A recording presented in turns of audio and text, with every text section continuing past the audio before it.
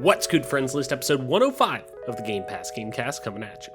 We're all aware that the next installment of the Elder Scrolls franchise still won't be releasing for a while, especially with Bethesda's next RPG epic Starfield slated to release next year, but just how far out are we talking? So, this week, we break down Todd Howard's recent statements on how the Elder Scrolls 6 still should be considered in the quote-unquote design phase, and what that could really mean for both the game and Starfield as well.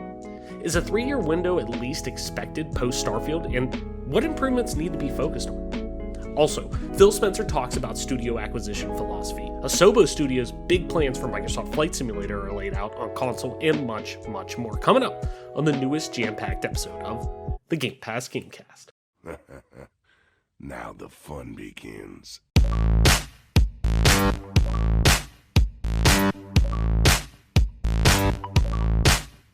Budget. Stop! You violated the law.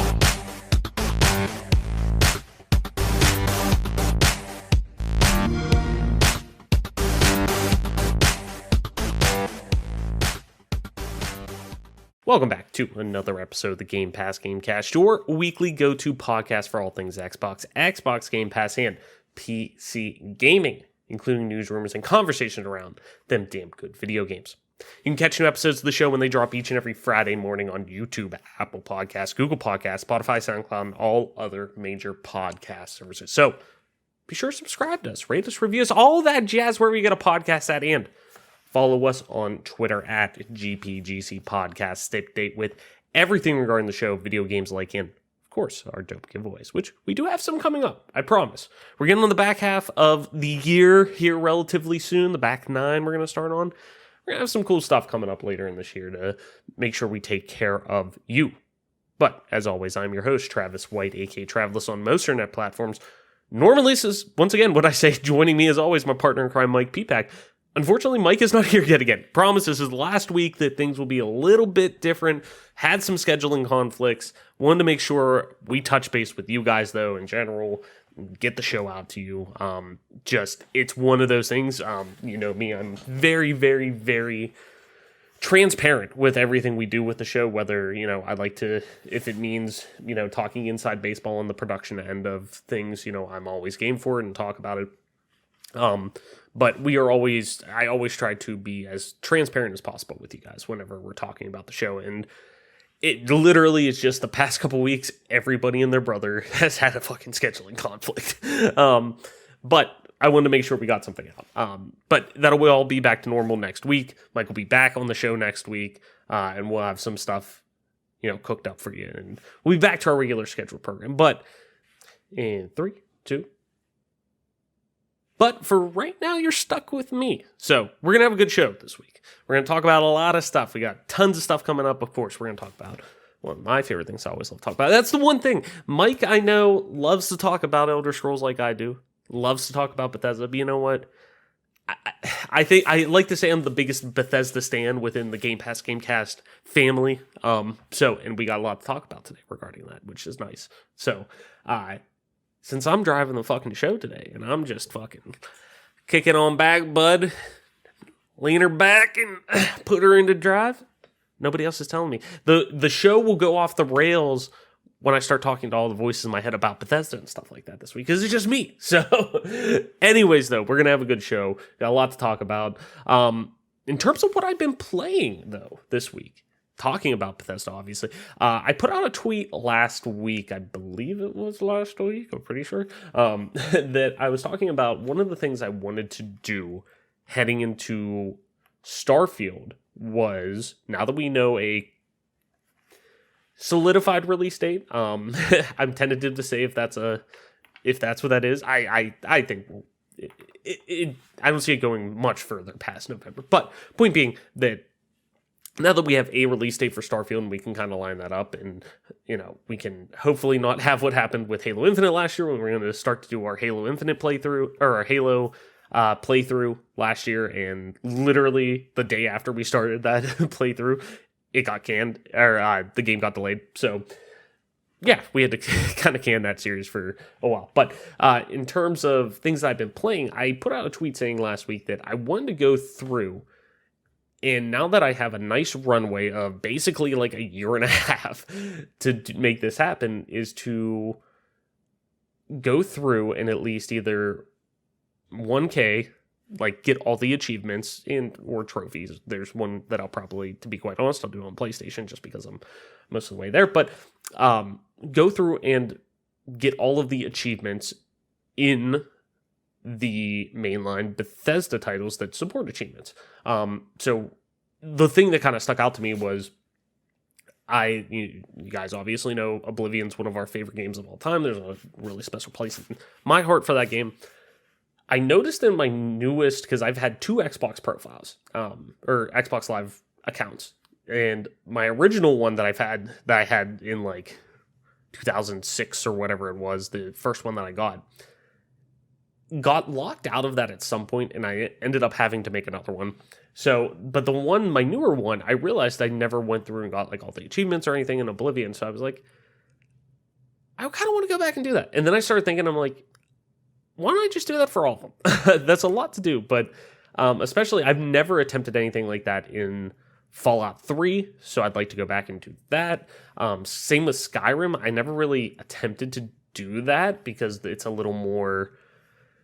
Oblivion's is much more cut and dry in terms of it's basically the main quest line and the guild quest lines, and then obviously Shivering Isles and things like that.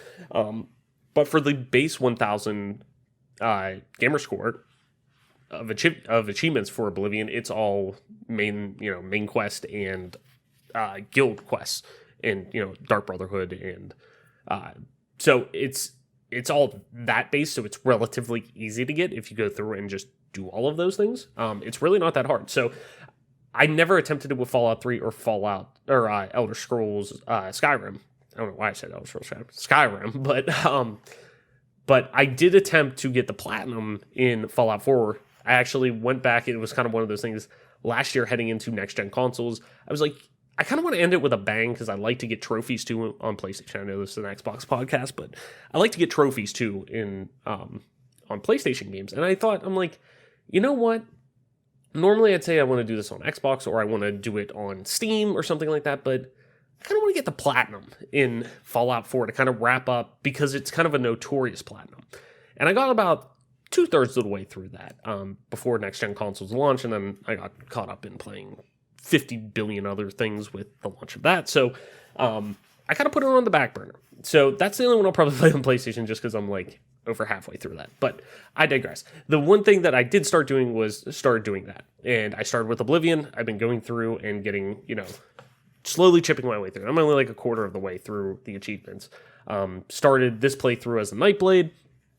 I've gone through because I love doing stealth, and I love lockpicking, and I love thievery in that game, the way that it's handled. So I've been going through, and pretty much the way that I handle it and how I want to attack this, basically skip the main quest line until the very end, for the most part. But go through, I did the arena first. That takes literally like 2 hours at most to get through at very, very most. And because there's no real hold up with that. It's just match. Do a little bit of the side quest with the Grand Champion to figure out, spoilers for like a 15-year-old game, that he is vampire, or he's the son of a vampire, and come back and he wants you to just kill him because he doesn't want to live with himself, and yada yada. So it's a really simple quest line to go through, and then I'm doing Thieves Guild now, which Thieves Guild, to me, it was kind of one of those things. I love the arena quest line, so I just wanted to do that first, but then the Thieves Guild is actually, in my opinion, probably it's one of the coolest because you get some of the coolest gear out of it, like the Gray Fox, the Gray Fox's mask, which is really super helpful for like the rest of the game, to be able to do different crimes and stuff and not have to worry about it. But it's kind of, in my opinion, the most pain in the ass guild to get through because you have to fence stuff, and that takes a little bit of time, and it's mostly like, the quests are really good. I like the quests a lot that you do, but it's the fencing that kind of gets annoying. So I've been doing that just to get it done with and out of the way. In a shitty way to put that, but doing that, and then I'll probably start into Fallout 3 after that on Xbox, and then probably do Skyrim on PC because I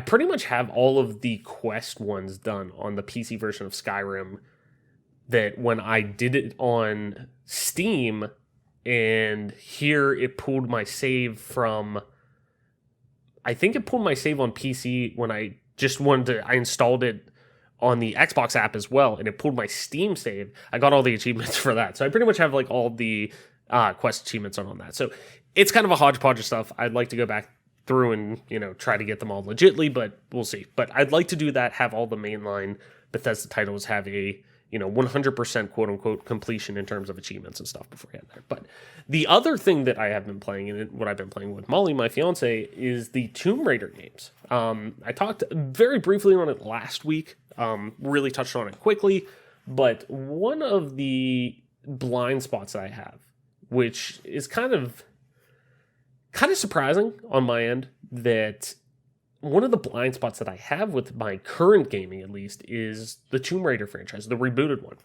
If you guys know, it's an Xbox show, but I'm not shy about my love for Uncharted as one of my favorite gaming franchises. I have a tattoo of Uncharted.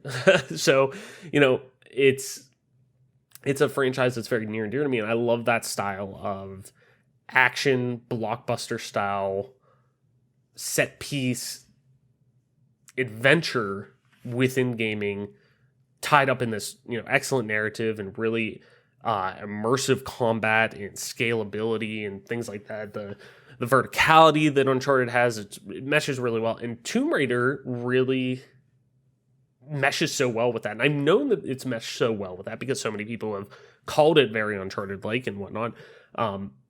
But I've had the game, but never really I'll get around to it eventually. And just never have. So my fiance and I were like, you know what? Fuck it. I was like, you want to try this? Yeah, she loves Uncharted too, so yeah, let's jump in.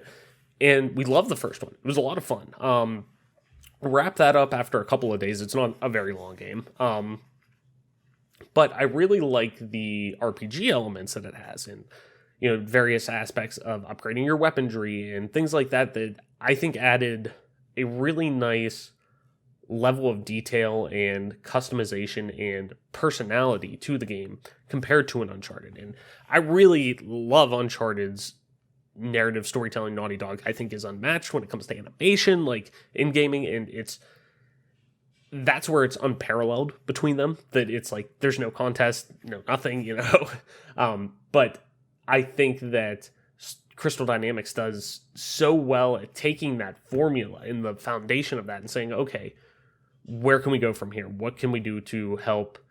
There's this really great IP that we've had, or that, Square has had for so long and Eidos has had for so long, that it needs a facelift. It needs, redone. It needs some fresh air, breathed into it. Okay, cool. Here, let's take it and let's mesh it with this, style of game in this franchise that has been doing gangbusters for years. Let's try it out. That seems like it would mesh well, or that'd be a natural evolution of this game. And it really did. And I remember playing the old Tomb Raider games back in the day and fucking hated the fucking mechanics with them. They were so goddamn horrible. But I loved the adventure style of the game, and I loved what it was trying to do as a kid. But even back then, knowing that, God, this is stiff. But there's a reason that those games are still so beloved. But point being, though, it really connected with me. I really loved a lot of things about it. We wrapped up the first one, and I've heard nothing but good things about Rise as being kind of like, this is the peak of this reboot. Like, this is the best version of this reboot. So we started that a few days ago. Really, really enjoying it. Hopefully going to get to play a lot more of it this weekend with her, because that's kind of our game that we're playing together now. We also started LA Noir's re-release on, well, I guess, previous gen now, but the Xbox One version of LA Noir that they put out, because my fiance is really into murder mysteries and detective stories and things like that. So I figured that'd be a good game for us to play too, but we haven't really gotten too far into that. And Mike, Adam, and I played that. Oh, it's been years now since. It's probably in at least 4 or 5 years that we started up that game, and we were like playing through it and enjoying it a lot at times. And I remember it got to a specific, I don't want to spoil anything, but it got to a specific point with a specific decision that we couldn't make that really we were like, okay, that kind of ruined it for us. So I'm interested to see if I'm going to feel the same way when we eventually get that point again, when we're playing the game and whatnot, with my fiance and I. But I'm still open to trying it and, obviously getting it and having a good time with it. But that's pretty much it from what I've been playing. It's kind of been a combination of those two things, especially now with xCloud 2. It's so nice to be able to or I should say, now that I have a clip for my controller that I could throw on to do xCloud on my Google Pixel, that it's so nice to be able to just pop a movie on in the background. That I've been rewatching the Fast and Furious movies, that it's like the detail in them is not that necessarily deep. It's not. Trust me, I love Fast and Furious. They are what they are, and they're movies that are great, dumb action with over the top set pieces and stuff. Love them for that, but they are not the most narratively deep, dense movies, and they're perfect to turn on in the background and just let it run and just sit there and fucking play Xbox on my phone and be able to play Oblivion and work towards getting, the 1K achievements of that. So it's really great. And that's the one thing that I loved about using, and I know this is an Xbox show yet again, but the one thing I did love about having a Vita with PlayStation, that it was such a great remote play device, that for games like Persona and stuff like that are turn-based, that kind of blend into that, or a little bit older games, or, that if I'm watching something on TV, I could just pull that up, keep playing my game on a secondary screen, and, everything like that. So I'm really enjoying on that end being able to, throw something on xCloud and just sit there and play while I'm watching a movie or something like that, just in the background, and just decompress. I love it. But anyways, we got a lot to talk about, so let's head into the show, and let's kick it off with some Button Mash. If you're new to the show, Button Mash is where we run through a quick hit news articles for the week before we dive into our big topic. So, of course, we got to start off kicking off Button Mash with Halo Infinite, baby. It's right around the corner, but we know a little bit more about the first multiplayer season now. So Halo Infinite's first multiplayer season will be themed around the Heroes of Reach. The news was revealed in this month's Inside Infinite blog over on the Halo Waypoint website. Halo Infinite head of creative Joseph Staten centered the idea that, as well as Master Chief, 343 wants you, the player, to feel, quote, at the very heart of the Halo universe. Part of this push to make players part of the story will begin with, quote, the launch of Halo Infinite's first multiplayer season, which 343 is calling Heroes of Reach. Quote, at the center of our plans is the goal to deeply root your multiplayer character in the larger Halo universe and give them a vital active role in the Halo story moving forward. And obviously this will be centering around Reach in general. So that'll be really exciting to jump into and check out. On the counter side of things, it's always been Halo and Call of Duty. It seems like for the longest time in Xbox's stratosphere with two big shooters. We're talking Call of Duty now. The 2021 Call of Duty codename may have just been leaked on Battle.net, and an accompanying logo offers clues for the setting for this year's game. According to Tom Henderson, Call of Duty 2021 will be added to Battle.net along with the name has been added to Battle.net, I should say, along with the name Slipstream. A logo was included which shows the Slipstream name and a design that features the name filled in with a sky design. It's unclear if Slipstream is the official title or just a temporary codename, which a lot of games obviously have development codenames and stuff like that. Codename, blah, blah, blah, that's the project name. Continuing on, that there will be a new Call of Duty game this year is not new. For over a decade, Call of Duty has reliably been an annualized franchise, delivering a new game each year without fail, even compared to other yearly franchises like Battlefield and Assassin's Creed, which have slowed their pace down. The Slipstream, that is such a tongue twister for me. Slipstream codename and logo are reminiscent of fighter planes, potentially hinting at some kind of theme. But other than that, the project remains a mystery. Following up that with kind of leaning into Call of Duty a little bit still, only with another game that's relatively huge still, PlayerUnknown's Battleground PUBG is introducing one of Call of Duty Warzone's biggest features, the ability to return to the battle for after dying during a match for a second chance at that chicken dinner. Announced as part of PUBG's Update 12.2 patch notes, this feature, which is known as Comeback BR, will initially be exclusive to PUBG's latest 8x8 map known as Tiago. The mechanic is only usable by those who die during the first blue zone map phase in any given squad match on Tiago. Once dead, players will find themselves in a comeback area, which sounds like a variation of Warzone's Gulag, and they will have to survive long enough to be transported to Tiago's mainland by helicopter in Phase 3. CD Projekt Red CEO Adam Kaczynski has said that Cyberpunk 2077 has reached a, quote, satisfactory level of stability and performance and should now see more fixes to specific in-game systems. Speaking at WSE Innovation Day via TVN24 and translated by IGN Poland, said Portland last time, Kaczynski addressed Cyberpunk 2077's recent patches and assessed the development team's work. Quote, "We have already reached a satisfactory level of stability. We have also worked on the overall performance and we are quite satisfied with that. Of course, we have also fixed bugs and glitches and we will continue to do so. Over time, we will be introducing fixes to the general systems that players have pointed out needing improvement," end quote. Yet another group of Blizzard veterans are forming their own studio, seems to be a trend, this time with the support of Tencent. The new group is called Uncapped Game Studio and it's being led by David Kim and Jason Hughes. Uncapped will be working on a new RTS title for PC to be revealed at a later date. No further details have been revealed for now though. Kim and Hughes both recently worked on Diablo 4, with Kim also having credits on StarCraft 2 Legacy of the Void and Hughes having worked on Diablo 3 and Hawken, with Adhesive Games that is. But both also have prior experience at THQ. Zhangsheng Zhang is also on board as lead engineer after experiences at Blizzard, Ubisoft Foundation 9, Magic Leap, and co-founding Boxy Interactive. A new advertising platform could bring TV-like advertising to mainstream console gaming, with EA and Hi-Rez Studio, Smite's developer, apparently already involved. According to a report from Axios, the platform called Player One, WON that is, has been designed by advertising company Simul Media, I believe that's what it is. It looks like simulation, so Simul Media. I butcher everything, as you know, and will allow advertisers to run advertising in console games. In a method similar to some mobile games, Player One would give players a choice of watching a 15 or 30-second ad in exchange for perks and in-game items. However, the platform is targeting marketers more used to high-cost TV advertising. According to a report, Simul Media has already agreed details with high-profile developers and publishers like EA and Hi-Rez Studios.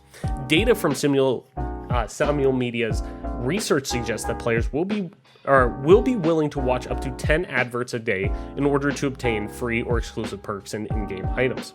In-game ads are likely to be much cheaper for developers and publishers to integrate compared to spending millions on large, flashy ad campaigns. That is going to be very questionable to see how that plays out, because yeah, getting in-game items and things like that, cool. We'll see that in practice. And I would love to see the response to that once it's kind of integrated, but I digress. The Doom Eternal next-gen upgrade for Xbox Series X and S and PlayStation 5 obviously, but we're focused on the first two, is now live and it brings ray tracing, higher frame rates, and more to the game. Bethesda announced last year that Doom Eternal would be receiving a next-gen upgrade, but it kept details on what it would entail quite light. They said little more than the fact that it does exist and is on the way. That upgrade is now available on the Series X and S, and it brings multiple modes to those consoles to take advantage of how they can run Doom Eternal. The Xbox Series X version of the game will feature 3 modes: performance mode, balance mode, and ray tracing mode. The performance mode runs at 1080p resolution with a frame rate of 120 frames. The balance mode runs the game at 2160 or 2K resolution with a frame rate of 60 frames per second, and the ray tracing mode runs the game at a 1600 resolution with a frame rate of 60 frames per second.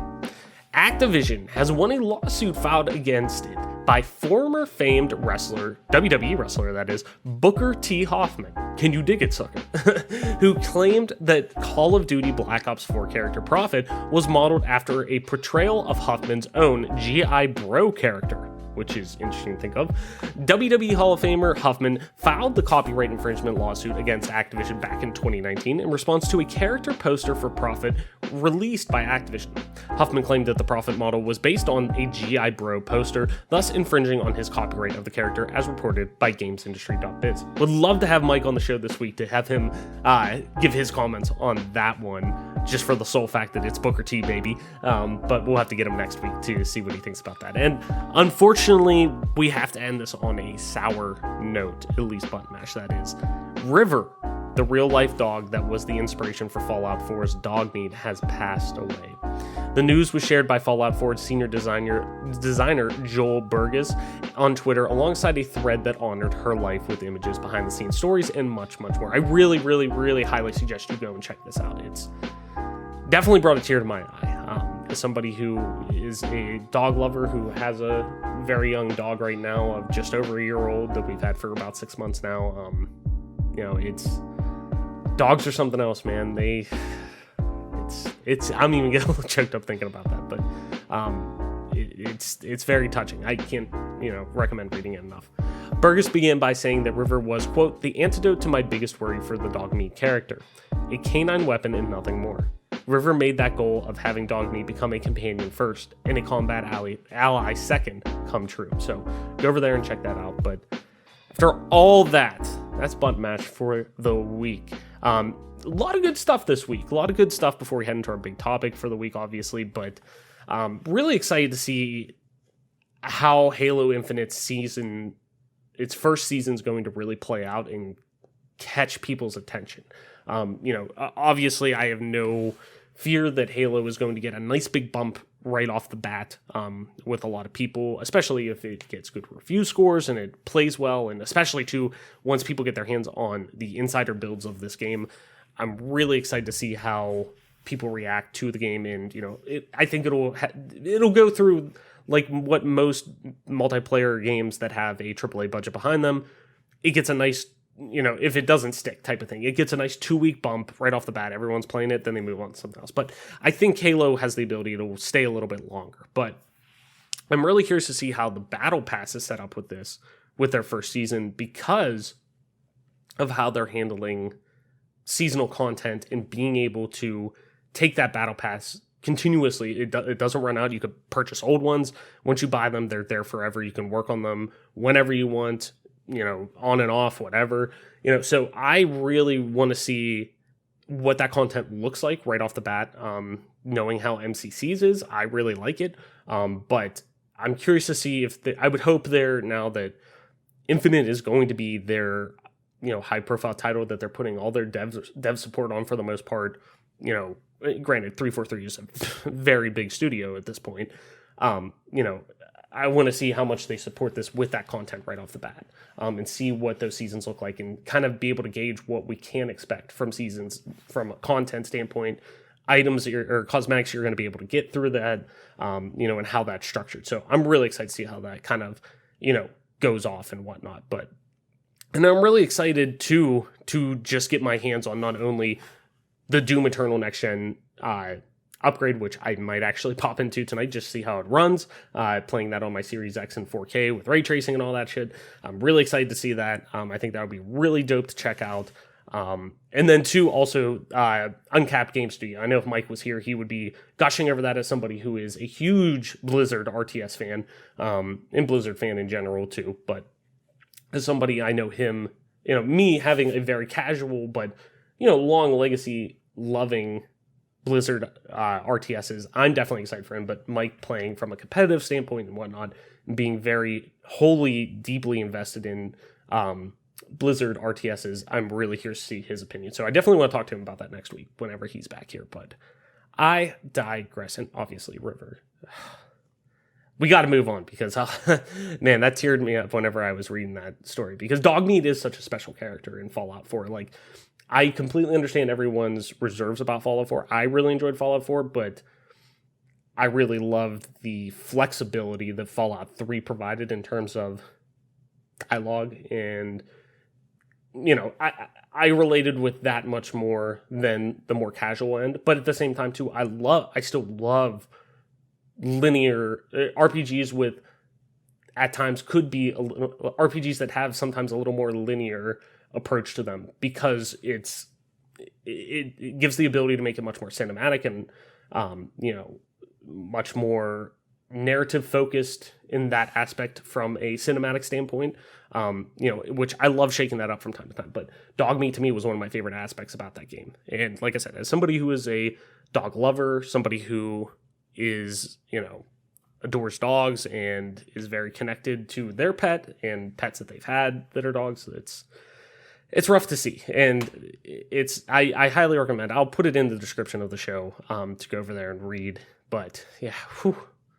Anyways, let's talk about some fun stuff. Let's head into our big topics for this week. And we're kicking it off with something that obviously I think we all kind of figured at this point that isn't anything shocking to anybody. But it's interesting to kind of talk up around, I guess.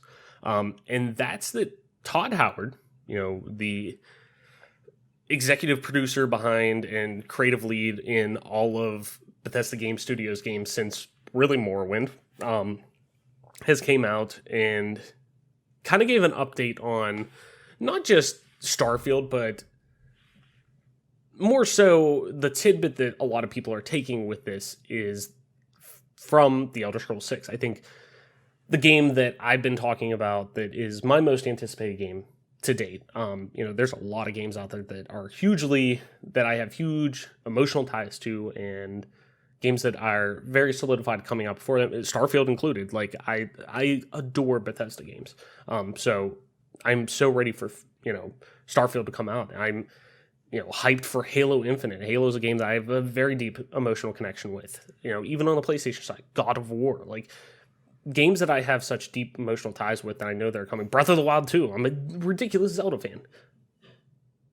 But The Elder Scrolls 6, man, I think nothing tops that, because I think it's just the fever around it, the anticipation, the hype is palpable, as Michael Huber from Easy Allies says.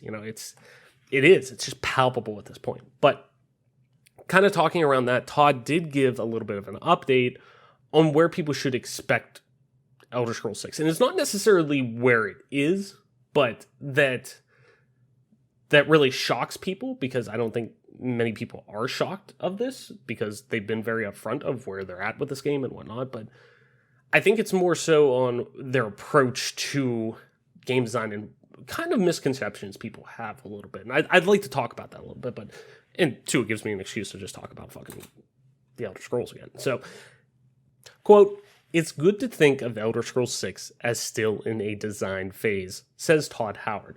This comes from Tom Ivan over on VGC. As always, link in the description. Go over there, give Tom a click on his article, go through, read through all of that. But let's dig into it. The Elder Scrolls 6 was announced at E3 2018 with a brief teaser trailer which confirmed that the sequel was in pre-production at Bethesda Game Studios. However, another Bethesda title, Starfield, was also announced at E3 2018 and is ahead of the fantasy game in the company's release pipeline. Howard, who oversees development of the long-running RPG series and is directing Starfield, recently told The Telegraph that the next Elder Scrolls game will benefit from development work the studio is currently doing on the sci-fi title, which is scheduled to release in November 2022. If I got that right, 2022. That's kind of a tongue twister at this point. I'm going to have a hard time with that next year. If you think I struggle now. For platforms which support Xbox Game Pass.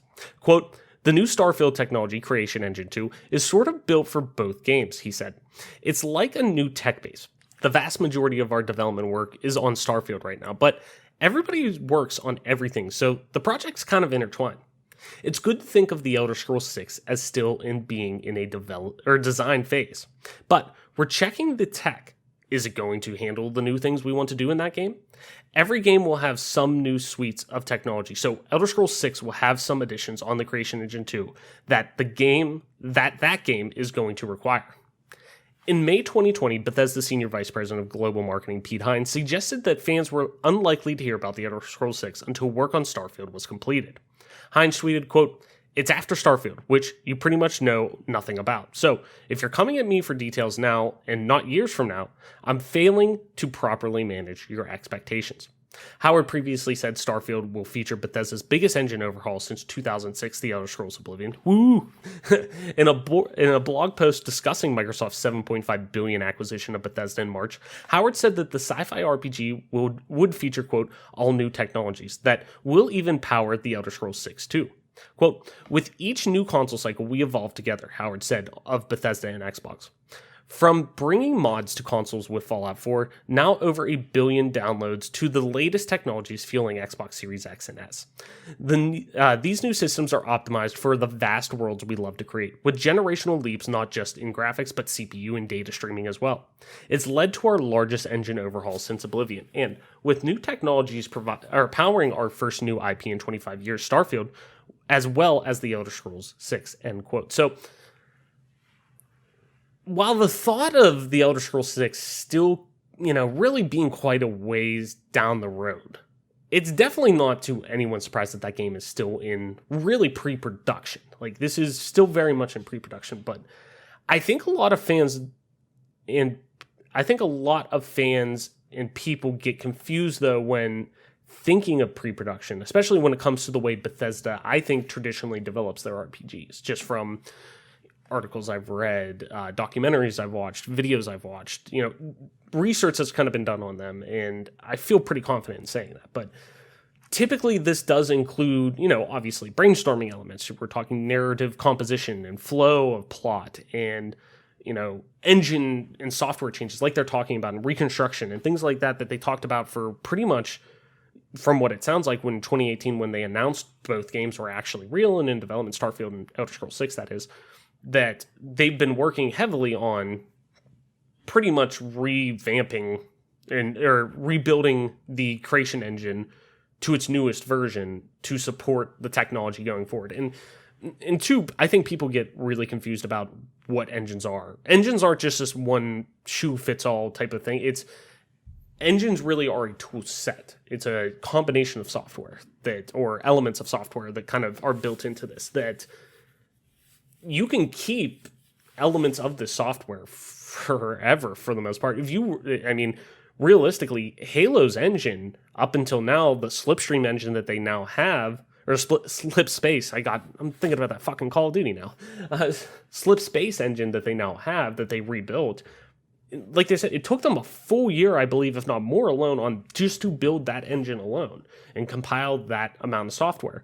But that was the first new engine for the Halo franchise since Halo Combat Evolved. Like, they took the original Halo engine that was, I'm sure by that point, running on fucking string and bubblegum and a couple paper clips clipped together. Like, they were able to make that an actual feasible, engine for the future because they were able to modify and build upon it and whatnot. And I think a lot of people are blind to that at first. And myself too, or, years ago, learning about this stuff, that I kind of was in the same camp of, they need a new engine, this and that. And like, even just with Skyrim and stuff like that, like even then I'm like, this is dated. This needs new technology. This needs yada yada. But it's not just engine means graphics. And that's not the case. It's so much broader that, an engine is a tool set that you're able to upgrade things along the way and make, implement new technology to create new software that is applicable to this. So they could take the base of this as the foundation. It's just like a house. You could build the foundation as strong as you could build it out as much as you want, but you need a strong foundation. If you have a strong foundation, you could easily begin to add additions to your property. So it's kind of similar with this, but I digress. But it seems that this is the time period, though, with Bethesda that they typically try to get their games into a playable state. So, for example, like Starfield pretty much was the same, where even in 2018, Todd confirmed that most sections of the game were in a playable state. Now, playable doesn't mean, hey, we're about to go gold on this thing or anything like that, clearly, because that would be when this thing potentially launches on 11/11/22, 4 years before that, 4+ years before that.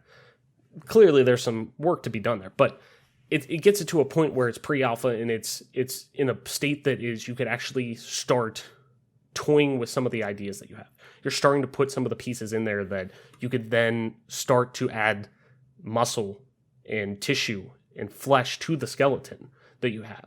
But you need that skeleton first, and that's really what getting into a playable state is. So to me, with really Starfield being in that pre-production standpoint at 2018 and nearing the end of that, getting into that playable state. Okay, now that we have this in a state that we could actually start implementing ideas and physics and things like that we have for this game, we have a skeletal, form now. We can actually go into main production, the actual production end of this game. And really, I think that shows possibly what their, timetable and their development approach can be. And if that works for them, great. If it, it may be different for other studios or whatnot, but seems to work for them well. So it's important to keep that in mind. And that's kind of what I wanted to talk about. But obviously, like I said, that's pre-alpha quality. They're probably doing a lot of mechanical testing. Even somebody like me who's starting to toy around with, Unreal Engine, Unity, things like that to kind of pick up on some, build my development tool set or skill set. I mean, I kind of understand that, that's a lot of gray box areas and stuff like that you're probably working in that's getting into pre-production to make sure this is something you could actually sit there, implement things that you're developing on into a playable state, that you can test these out in theory and actually do that in development. So, like I said, it's the point being, though, it's important to keep in mind that game development in general with timelines aren't black and white. It's blended. It's gray. It's different terms for different stages are different for all teams. It's not 1 for 1, 2 + 2 = 4 necessarily. It's, it's they're all variable. They can switch in and out.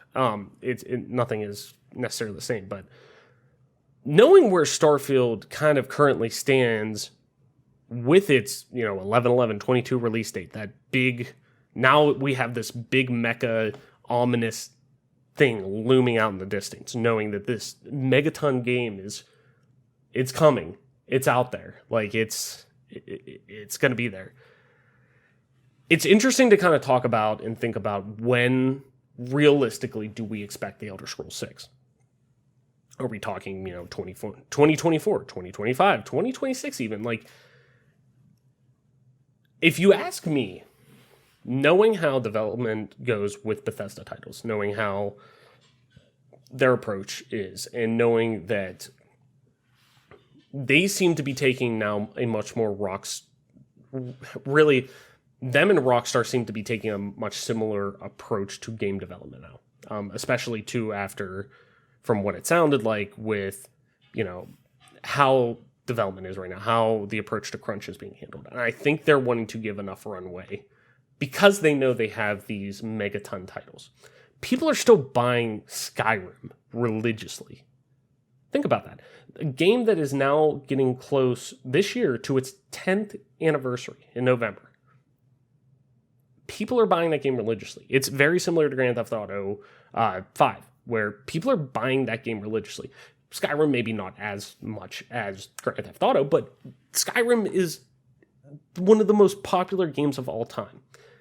The fact that they're still out there buying that gives them that runway alone, but knowing that gives them enough wiggle room to, one, already have, and like Todd said, their approach to development, there's not necessarily two teams going at once. Like a lot of people give the Naughty Dog example, where there was the Uncharted team and then the Last of Us team and then the Uncharted team and then the Last of Us team, where there'll be a blend of during those shifts, but there are two teams that are working in conjunction under the Naughty Dog wing at the same studio or whatever, but one team's working on Uncharted, one team's working on The Last of Us or whatever new project they're going to have next or yada yada.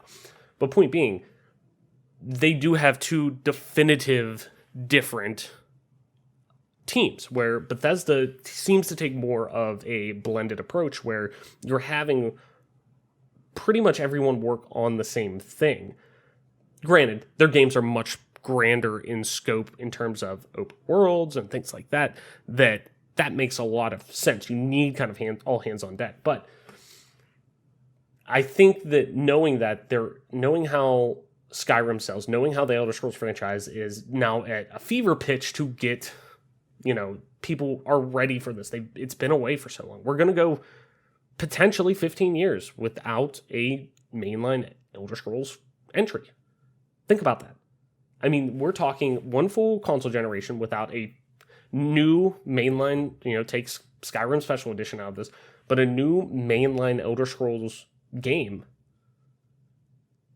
We're going to go full console generation without that. Now, granted, 360 got 2 of them in Oblivion and Skyrim, which Oblivion realistically probably, with that development cycle, it wanted to be, like, it originally was planned as a launch title for the 360, got bumped, and realistically, that probably was for the benefit of it because notoriously had some development issues, but it was one of those things that you look back on it, it's almost like the Zelda comparison where you rarely get 2 Zelda games within a console cycle. And it's you're pushing it. I mean, you look at the GameCube, you got Wind Waker and you got Twilight Princess, and same on the N64, you got Majora's Mask and Ocarina. But I think realistically, because Majora's Mask was originally going to be Ura Zelda, which was an expansion that worked with the N64 DD. I'm getting in the weeds, I know that, but just for an example. But after that, you rarely got any additional, like, it was even now, I'm shocked that, I'm kind of surprised that, like, Breath of the Wild 2 is going to be, I'm shocked that it's still kind of like, because it'll be, 5 years releasing potentially after the launch of Breath of the Wild 1. So it's kind of, to me, like, I thought they were going to do a Majora's Mask style, follow-up to that game, to Breath of the Wild 1, where it'd be out in 2 years, and it would kind of be pretty much built on the same map, and just, some things tweaked a little bit, and a new element added to it. But it seems like this is going to be obviously wholly new. But I digress. Point being, though, that we're going to go a full console generation without an Elder Scrolls game. We did. We went a full console generation without an Elder Scrolls game. Or new Elder Scrolls mainline game. And I think that only helps this game because, and I know it helps their development style because it affords them so much time. They're going to be able to just sit there and work on this game, let it marinate, polish it. And I think the fact that, one, with the new tech that they've developed, with their new engine, the Creation Engine 2, with Starfield, I think they're going to be able to, I think they're wanting to make Starfield in a lot of ways because of, obviously, Todd said it multiple times, a lot of the veteran members of the Bethesda team have talked about it multiple times. And this is a game they've wanted to make for a very, very, very long time. And they haven't had the technology, they haven't had the ability to make this game. Now they do, and they feel that the time is right. And I think they want to use that too as kind of not a testing board for the Elder Scrolls 6, but I really think they want this to be,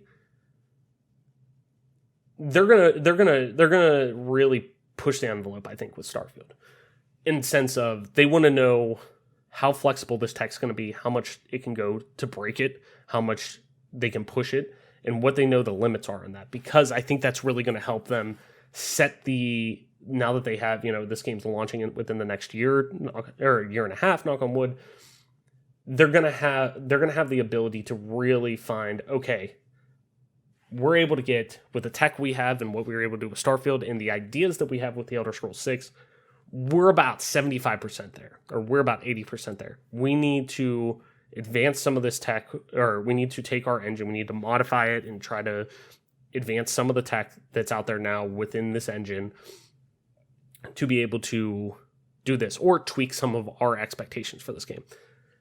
And I think that's really important for this game in terms of, from their standpoint, that they want Starfield to obviously succeed. This is a game they've been wanting to make for a long time, and a reason why I think they were okay with putting out another Fallout, because obviously, too, they need to make money. They wanted to put out Fallout 76. They wanted to try something new too, and that's, you can never bag on anybody for that. And I think that was the Austin studio that really primarily took a hold of 76, and obviously working with ZeniMax Online too and whatnot. But point being that I think they really wanted to marinate Starfield to be able to use this as not the crash test dummy, but they want to see how far this can go. They're working with the creation engine. Realistically, it was old for the 360 at that point. Like this is an engine that I do believe is overdue, an engine overhaul that is overdue. But at the same time, it's, the creation engine is a modified version, realistically, a heavily modified version, I should say, of the Gamebryo engine, which is a heavily modified version of Morrowind's engine. That, it's all scalable and it's all, iterative, more or less, but I think that's why we're kind of, I think it is very likely we go 15 years. We go 15 years from the release of Skyrim, or not likely, I should say. I would want people to get comfortable with that thought, that for how they're approaching this game, and this is a game that obviously they know people are ready for this game. This is the game that they know they can lay it up, but they don't want to, and that's no development staff obviously wants to. But point being that they've heard the feedback on Skyrim. They've heard, but granted, people buy the fuck ton of copies of Skyrim. I mean, I'm guilty looking at it over here. I own it on my original copy on 360. I own a copy on PS4. I own a copy on Xbox One. I own a copy on Switch. Guess what? I own a copy on my PC. I have that game on everything. Same with, granted, Oblivion, I have fucking 70 different copies of that because it's my favorite game. I have each different edition that came out. The only one I don't have is the 5-year collector's one. I need to get that. And I think there's actually a local mom and pop's game store around here that had that, but that's a different question for a different time. But point being that I want people to get comfortable with that idea of 15 years because this is one of the most lucrative game franchises of all time. And it will be. And I think Starfield is going to be a major player moving forward. I think Bethesda feels like they have a lot to prove. I think because of the overall good reception, it was a positive reception to Fallout 4, but I don't think it was the reception that people, or that they expected.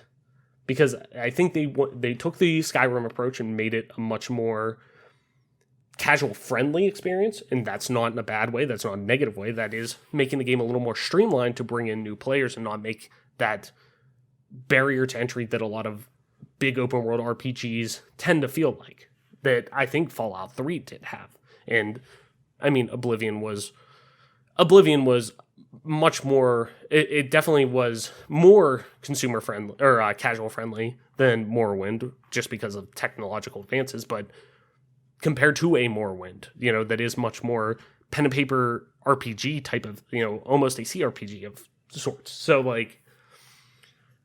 I think they saw the feedback that they got from that, saying that, I think you're drifting a little too far away, that, we want this kind of experience. And obviously the backlash they faced was Fallout 76, that I think they understand they have a lot to prove with Starfield, and they have a hell of a lot to prove with the Elder Scrolls. So I just want people to get comfortable with that 15-year gap.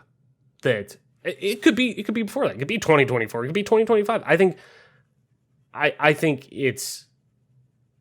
if somebody said 2025, I wouldn't call them crazy. That's a 3-year window, and they're still working on the Elder Scrolls 6 to a degree. It's not like they don't have, every single person is only working on Starfield. No, they have a small team, but we're talking probably at least, 80% of their staff is working on Starfield primarily, where they'll have, a handful of staff that is working on, the Elder Scrolls. And that staff's gonna get bigger on Starfield the closer they get to trying to get this game to gold. And, heading into next year, they're gonna beef up that staff for the, stretch run of that. And then they're gonna switch over and start bringing the whole lot of that staff over to Elder Scrolls. And that development staff's gonna ramp up. I just want people to realize being in the design phase is going to be a two-pronged thing. One, it's not, people shouldn't, the meme of, this game's coming out in 2030. The game's not coming out in 2030. It's not that far off. Being in the design phase means that they're probably close to, they probably have this game in a somewhat playable state. If leaks are to be believed, in some of the video that we potentially have seen, that I usually don't talk about that stuff unless I feel very comfortable with it. if some of the footage that I potentially seen of a pre alpha, like it's in a playable state, like to a degree, just like I said with Starfield was in 2018, where it's building blocks and putting that together in sections that are playable to start implementing some of the ideas that you have from, pen to paper to actual into the PC and start designing this and into the engine to actually see it running full force. So I don't think it's that far off, but at the same time, on the other side of the sword, I want people to get comfortable with the ideas of there being that 15-year gap, that 2026 isn't a stretch. Like, that's not going to surprise anyone. It also wouldn't surprise me if it came out 2024 or 2025. Like, the tech's already going to be there. The engine, the hard part is done revamping that engine, and that's what you look at Halo Infinite. They really took 343 talks about it. They took well over a year to rebuild that new engine. That's all they focused on, was building their new engine, the Slipstream engine. Or Slipstream. I said it again, goddamn it. Slip Space engine. That they took a full fucking year to just develop that, focus on that, build the tech up. And that's what they have with, Starfield that they did. And it sounded like it was more than that, probably about 2 years for that. So you got to understand that the hard part's over, that now they're starting to, get used to that tech again too with Starfield, that they may be able to, it may not be as, like, from a synergy and logistical standpoint, it may not be as tedious to develop on with the Elder Scrolls 6, that they may get past those, like riding a bike. Once you figure it out, you're going to start getting better and better and better. It's just like anything. You playing the guitar, you suck at first, practice. Okay, you're pretty good. You pick up and play a song whenever you want for the most part. So it's going to be like that. But like I said, there's two sides to it.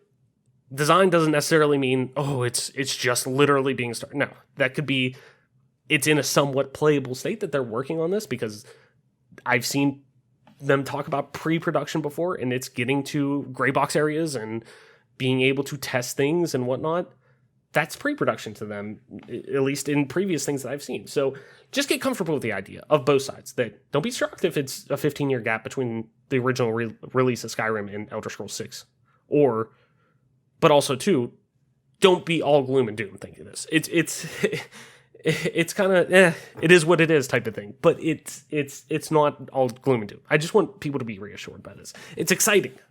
It's exciting that Todd's talking about this, because trust me, if you know anything about Bethesda, if you've been a fan for a long time, you know that man does not want to fucking talk about anything until, like, literally the last time he can. He did an interview on IGN Unfiltered with Ryan McCaffrey, who I'm a huge fan of, a couple years ago. I think it was like 2019. And he was like, and Brian asked him, like, we know that you don't like talk about stuff until it's ready. And he was like, yeah. And he was like, I mean, the latest he's gotten approval was Fallout 4. And if you think of that, Fallout 4 was shown in June of 2015 and released in November of 2015. Before that, it was not even acknowledged to be an official thing until that very moment. And he was like, if I could, I would do it a week beforehand, just to give a little bit of hype, put a trailer out or whatever, get people excited. He was like, outside of that, I would not. I want the last possible fucking minute. I want as much time as possible, because I want people to have the most realistic expectation of this game and what you are getting. That we could show you final things of, this is what this game is. And I do commend that thought process. But I think game development is I think people are wanting a little more transparency, and I think people are wanting to just have an idea and know what to plan for. But at the same time, too, he wants to set expectations.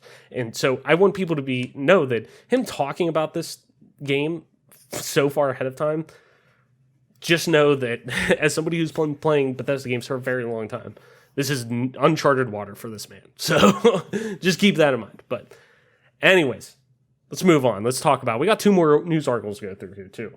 So let's move on. Let's talk about Xbox, of course, but with Phil Spencer. He's talking about mergers, acquisitions, building a studio portfolio, and really saying, to tell studios not to really, in his words, quote unquote, sell themselves short. So this is an article coming over from Gamatsu from Chris Carr, as always, link in the description. Go over there, give Chris a click. But it's being pulled from the newest episode of IGN's Unlocked podcast. Go over there, check that out. Ryan McCaffrey's on there, Destin Legary, Miranda Sanchez, and of course Phil Spencer, their big guest for the week. But newest episode of IGN Unlocked podcast, go over there, their Xbox podcast, check them out too. But let's dig into the article. Xbox hasn't been shy, I should say, about acquiring studios in a bid to expand its first-party software lineup. The console maker has signed off notable deals for Bethesda parent company ZeniMax Media, Ninja Theory, Obsidian, Double Fine, and more in recent years, expanding its Xbox game studio roster to over 20 internal studios. Commenting on the Bethesda deal back in March, Xbox boss Phil Spencer said the mammoth $7.5 billion purchase was, quote, about delivering great exclusive games. Now, speaking to IGN on the latest episode of Unlocked podcast, Spencer has elaborated on the role mergers and acquisitions play within the industry and suggested those who believe studios shouldn't sell up are being, quote, short-sighted. Quote, starting any small business, frankly, is a very risky proposition. Starting a video game studio is even more so. And if a team actually takes the risk of starting a new company, starting a new studio, building that over years, building value into that, to say they shouldn't sell, I think is just short-sighted, he said. It's such a risk-filled journey for them to get to the point to create real value. I'm always going to congratulate when teams get to the point where they realize that value, though, through acquisition or just massive independent success.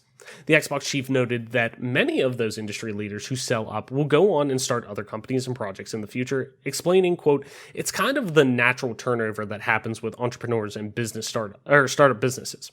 He went on to add that Microsoft is continuously looking at where it can continue to bolster its first-party capabilities by acquiring teams and studios that would be a great fit. Spencer's latest comments come after Bethesda's global marketing and comms senior vice president Pete Hines apologized to fans about that Starfield became an Xbox exclusive, with some PlayStation owners having voiced frustrations over the decision. Sony, of course, has also made plenty of acquisitions itself over the years, and only this week purchased Returnal developer Housemarque for an undisclosed fee. So, while this isn't necessarily a wild take by any means, as pretty much this is just business 101 when we're talking, you build something up and a lot of people hope to sell it. They hope to get investors in on it and hope to get financing on it, hope to get backing on this. And if one of those things is selling it, that's one of them, and that creates financial freedom, support, you name it. We tend to usually hear, though, when we're talking about, from a creative end, the narrative that that is closely related to that of a studio, quote, losing its creative freedom and, the like, when it comes to acquisitions, that is. And don't get me wrong, there are loads of examples that people can point to that with some validity and say, look, see, I told you. And obviously the biggest one being BioWare and EA that people like to say, which you're not necessarily wrong, but those tend to be large third-party publishers. So I think it's interesting, though, with Phil's approach, and I think that does say a lot about where Microsoft's at right now in how they view, first-party lineups, first-party games, first-party, software and content in general, that, when it comes to console manufacturers, and we've seen it with Sony, we've seen it with Nintendo, though Nintendo usually is internally started for the most part, but they have bought their off studios and whatnot. But point being, though, with more so PlayStation and Microsoft, when they're acquiring studios, it seems like there's less of a chance that we're seeing a loss in creative freedom for the most part. Usually they're being bought because they're good at a specific thing. When we look at Bungie was bought back in the day when, one, to get Halo as an exclusive on the Xbox, but more importantly, it paid off with them being excellent at first-person shooters. They figured the perfect formula for console-based first-person shooters. It's untapped. When, now Bethesda being bought, well, ZeniMax, but Bethesda being bought, specifically their Bethesda Game Studios, the Bethesda Games wing, the Bethesda proper, or whatever you want to call it. Those being, well, they're ridiculously well at making open world RPGs. They're celebrated RPG, and that's what we want out of them. So if we're bringing them in, it's because we see value in what they do. Now, it's also, you could say the same for an EA with BioWare and whatnot, but I think from a third-party standpoint, we're tending to see more times than not more value in the IP themselves, wanting to have control of. That's a really valuable thing. We know that's up for grabs right now, or you're up for grabs. We're more concerned about getting that and having control over that. And that's not a bad thing from a business standpoint. I mean, there's value in that to begin with, but I think first party, when we're talking first party, it tends to be more, hey, we want to bring you in because you're good at doing this. We want to have that style of game associated with our console. And there's nobody we feel does it better than you, or you're one of the best to do it. And we want that. We're more inclined to have that there. So from Phil's perspective, he's looking at that from a first party perspective. He's not looking at it from a third party. It's not looking at it, that I think it's just from a console manufacturer standpoint, you're looking at it much more in a people way. You're looking at it much more of a talent way. You're looking at it much more of not, hey, we want this for the brand. We want this to be able to use this IP, period. It's usually, hey, if we're acquiring you, you're making these games for us, obviously, but we want you to keep making stuff for us past that. Yeah, we want the new, we want the next Bethesda, we want Starfield, but then we want Elder Scrolls 2. We want Fallout. We want what's after that. Because you're good at what you do, because these games are loved for a specific reason, that we think we expect you to be doing this far into the future as well. And we want you on our team for that specific reason. So I think it's safe to say that, Phil's approach isn't necessarily wrong. Yeah, from a business standpoint, he's 100% on the map, or, hit the nail on the head. But when we traditionally do think about, we think about it in a negative context. Oh, they sold out. That team sold out. They were so great when they were independent. They were so great whenever they were on their own making this. Same with, I think a lot of people had that worry with Obsidian when they think of Obsidian being bought by Microsoft. But Microsoft saw Obsidian for, man, you guys knocked it out of the fucking park whenever it comes to, Fallout New Vegas. When it comes to, the Outer Worlds. We want those kind of experiences. We want what you want to do. Pillars of Eternity. We want the next big RPG from you guys. We want Avowed. We want those type of experiences from you. So it's not necessarily the IP. They want that style of studio so good at doing X, Y, and Z that they want X, Y, and Z associated with that studio. Hey, the best play. Listen, Xbox is the home for RPGs. I want to go to Xbox. Xbox has Elder Scrolls, all this. They have tons of RPGs. They're great at doing it. I want that. Just like PlayStation. Hey, they're great at doing third-person narrative action adventure games. I want in on that. That's why I buy a PlayStation. I'm speaking for myself, too. That's why I own a PS5, because I loved my PS4 library full of Uncharted, The Last of Us, Spider-Man, you name it, Ghost of Tsushima, but I have an Xbox because of their RPGs, because of their shooters, because of things that I love on there too. That the reason why that's not that it should be celebrated, that a first-party studio sees that. No, like I said, third-party, that's a little different. We're seeing, you look at, like I said, an EA and BioWare, and see where Mass Effect's gone. You see where Dragon Age is kind of gone. Even look at Ubisoft. You see some of their approaches. It's a little different. But that's not to say that that's wrong or whatever from a business standpoint. But when we look at the arms race that's in first parties, I think I think we're seeing less of the restrictions of, because I think more developers now are seeing they have a much bigger stake at the card table than they gave themselves credit for a long time too. Saying, okay, we want our creative freedom. Yeah, this is the game we want to make. We know you want us to make that game. That's why you're coming to us. So let us make this game. We want to make these style of games. And we're going to do that without, within obviously parameters, but you get what I'm saying, where they don't have to necessarily worry about that. But I digress. Let's move on to our last news article, and just a quick one that I kind of wanted to touch on, because I think we don't celebrate this team enough. So, Microsoft Flight Simulator is getting an engine rewrite that will include some big frame rate boosts. This comes from, of course, the lovely Kat Bailey over on IGN. Go over there, click on Kat's link over there. She does amazing stuff with US Gamer before, and now over at IGN. She's incredibly talented. Go over there and check her out. Microsoft Flight Simulator was lauded as a stunning technical achievement when it launched last year, using innovative technology to functionally map the entire world. There was just one problem. A lot of people couldn't actually play it, at least not without some serious compromises. With Microsoft Flight Simulator's extremely heavy CPU load, even high-end PC owners rocking a RTX 3080 graphics card frequently struggled to hit 60 frames per second. Mid-range setups fared far worse. If you didn't have a really good processor, you were most likely out of luck, even if you had a powerful GPU. Close to a year later, Asobo is introducing some substantial updates to Microsoft Flight Simulator. In a live stream showcasing the forthcoming Sim Update 5, the development team did a compare and contrast between the two versions. The differences were striking. Where Sim Update 4 struggled to stay above 30 frames per second with a 100% CPU load, Sim Update 5 hit a cool 60 frames per second on ultra settings using real flying conditions. And all of this is on an i7 9700K rig with an RTX 2060 Super graphics card. Not too shabby.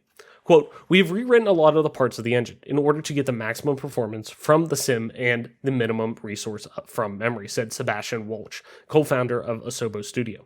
On top of the improvements to the PC version, Asobo also revealed some of the specs for the Xbox Series X and S versions of Microsoft Flight Simulator.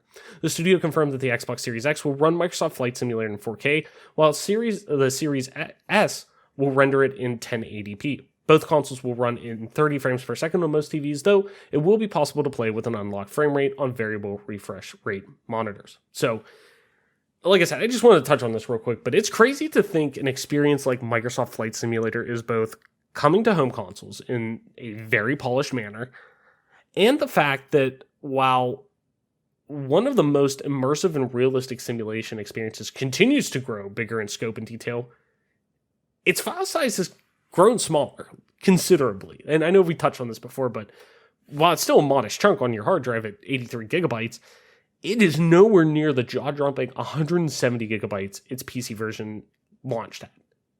170 gigabytes. I remember downloading that. It was whenever my fiance and I were first getting ready to move, when Microsoft Flight Simulator was coming out on PC last year.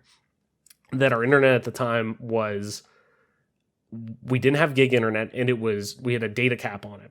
So I knew that I was like, and it was like a data cap of like a terabyte. Like it was fucking horrible. ISPs are horrible, man. Like how they handle data caps and stuff. But but I remember I was like, I really want to play it. That's a fuck ton to download, though. It's going to take forever to download. But more importantly, we're not going to have any data probably left after this because of streaming and playing games and whatever. Like holy hell.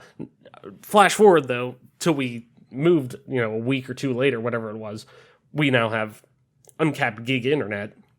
Download that relatively quick. Still took a while because it was 170 gigabytes, but you get my point. That I was thinking, I'm like, holy hell. And I didn't put that on my heart. I put it on one of my SSDs because I was like, it's got to take forever to load with all of that. So, but it's crazy, man. It's crazy to see what this game's done. And I truly believe Asobo Studio is a studio that continues to be incredibly, incredibly underrated.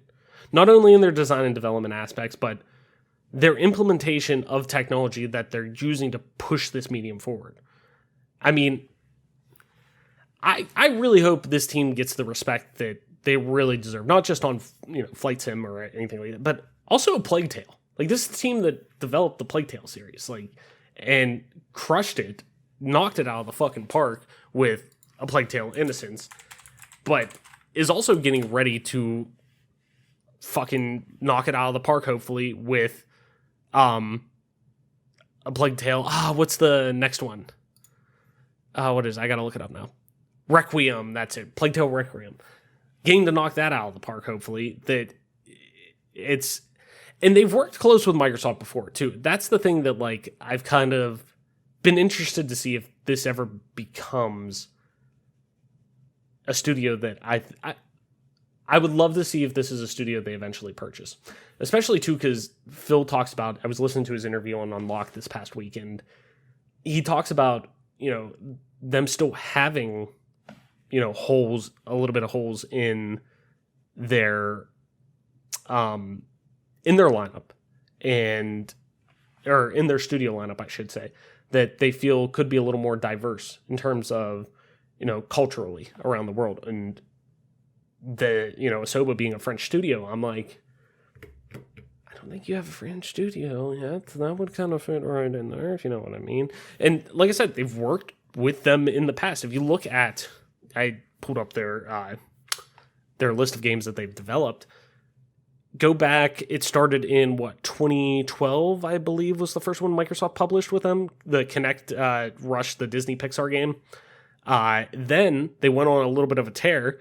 Fragments, HoloLens, Young Conquer on HoloLens, but then they did Recore, which I totally forgot about, in 2016, Disneyland Adventures, and Zoo Tycoon Ultimate Animal Collection. Those are all published by Microsoft.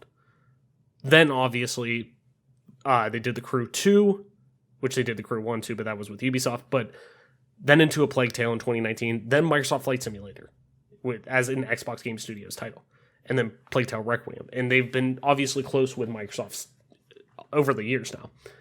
I would love to see this be a studio they go after. I think they fit completely, very, very well. They complement Microsoft and what they're wanting to do, have more, not only from a technical standpoint with Microsoft Flight Simulator, but they're wanting to have more exclusives. They're narrative-driven third-person action-adventure games, I should say.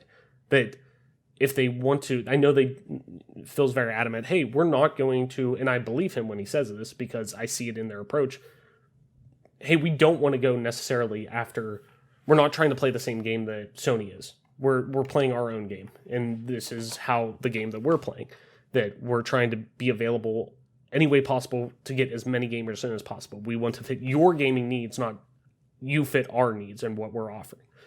So I believe in that approach, but I think this does help say, hey, we do have that as well. If you're a fan of that on Sony, maybe you'll be a fan of us with having games like A Plague Tale here. So I really, really would love to see this be a studio they go after. I just think it makes so much sense, and it's a very proven studio. It's a very talented, ridiculously talented studio when you look at their portfolio of what they've had to offer, especially recently, that I think this is an easy fit. That if Microsoft is continuing to look, which Phil said they're always looking on what could be next. I think this could be it. I think this is an easy fit. This is a layup, if you ask me. But who knows? We'll see. Hopefully they get the crack they deserve eventually. The comeuppance, Anyways, let's end the party chat, because I've been talking here for now an hour and 15 minutes or whatever. So let's end the party chat before we wrap it up. If you're new to the show, Party Chat's where we propose one question at the end of the show each week that we just want to talk about with you. Could be as simple as, what's your favorite story beat during a game? What have you been playing recently? It could be a little bit deeper as to, mental health in gaming or the negative stigma that's associated with gaming still, stuff like that. But after answering it ourselves, usually I say our because Mike is usually with me, but I'm Ryan solo this week. But after we answer the questions, we kick it over to you to answer the question over on our Twitter at GPGC Podcast or our email bonusaccessory@gmail.com. Send us your answers. Maybe we'll read some the following week on the show. Last week's question: how long do you see Microsoft supporting game streaming on the Xbox One family of systems? And Colin7652 tweeted in, I should say, saying, until the Xbox Series X and S systems no longer face any production and supply issues. And even then, probably until a few years after that. So maybe at least 2024? I kind of aligned with that, I believe, as well. I think this is going to be there for a while.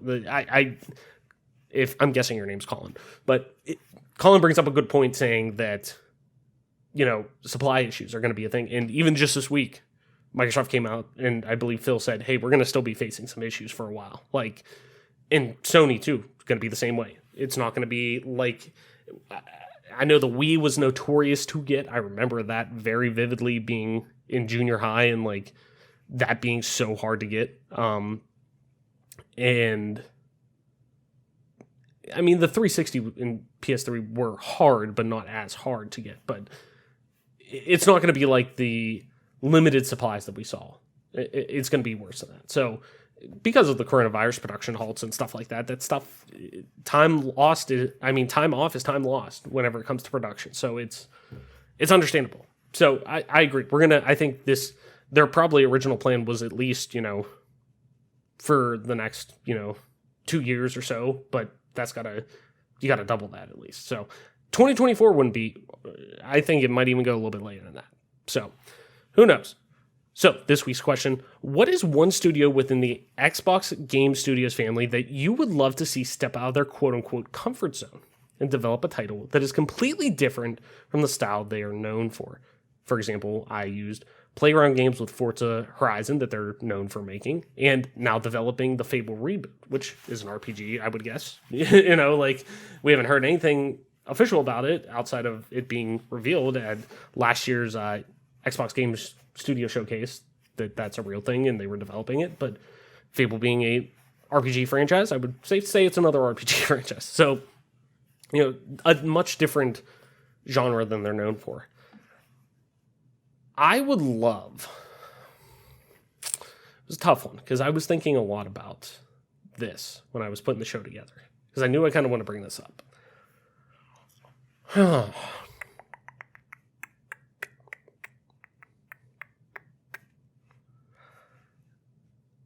I would love to see what id Tech can do with other franchises besides shooters. And I think we're going to see that because that's one thing a lot of people talked about, and that's one thing Phil's even talked about before of id Tech being huge and wanting, id to be able to spread their engine to people and some of the tech that they have associated with it with a lot of people. I would love to see what that can do outside of just shooters. It seems like it's very flexible. It seems like it's very adaptive. I really want to see what that can do. Scalable as well. I think it's very scalable. I would love to see what that can do maybe in an RPG from a loading standpoint, from a detail standpoint, from performance standpoint. I really would like to see what it could do with an RPG. Or even like an action-adventure game, maybe even like a Souls-type game. I'd be really curious to see how that engine could do taking a franchise like that maybe isn't as fast-paced, but would like to be able to have the same level of detail with the, have that level of detail and performance that id Tech software is known for having. And having that kind of in a new in a new genre that they're not technically known for. I mean, they're not known for. I think Rage had some RPG elements, but remove that. I mean, you get what I mean. I want whether it's a Fallout type experience, whether it is a pen and paper RPG experience, you get the picture. High fantasy, whatever you want.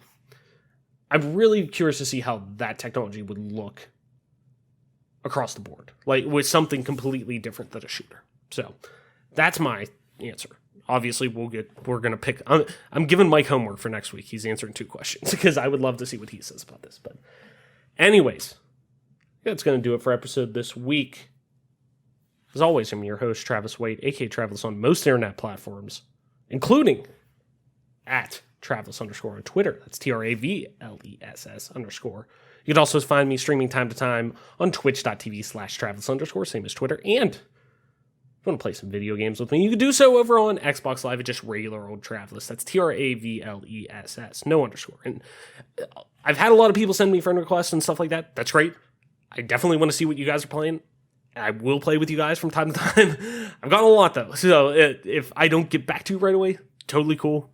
I promise I will. We'll play games at some point, but thank you all for at least, sending me my friend requests. I'll gladly add you. You get, if I don't get to your party request right then, I'm sorry. I'm either playing games with my fiance or just kind of zoning out half the time if I don't. So please be patient. We'll play some games, I promise. But anyways, though, ladies and gentlemen, this has been your newest episode of the Game Pass Gamecast, your weekly go-to podcast for all things Xbox Game Pass, and PC gaming, including news, rumors, and conversation around them damn good video games. You can catch new episodes of the show when they drop each and every Friday morning on YouTube, Apple Podcasts, Google Podcasts, Spotify, SoundCloud, and all other major podcast services. So be sure to subscribe to us, rate us, review us, all that jazz that I tell you every week. I almost stumbled over that. Wherever you get a podcast at, and follow us on Twitter at GPGC Podcast. Stay up to date with everything regarding the show, video games like, and our dope giveaways. And normally this is where I say, hey, Mike, that's it for the episode this week. Thank you for joining us. Blah, blah, blah, blah. But guess what? It's just me. So I'll talk to the voices in my head some more, I guess, Doesn't everyone does that, right? Right? It's like the episode 1. Episode 2, you get what I'm saying. Anyways, though, that's going to do it for our episode this week. Thank you, everyone, so much for listening, sharing, and being a part of our growing community, as always. Game on. Should I still say wash your hands? Yeah, wash your hands. Don't be a piece of shit. Just wash your hands. Even if the coronavirus is in the pandemic, we're starting to come out of it. Wash your hands. Don't be a shithole. Wash your hands still. Listen to doctors. And of course, most importantly, Black Lives Matter, as I say always. And we will see you next week.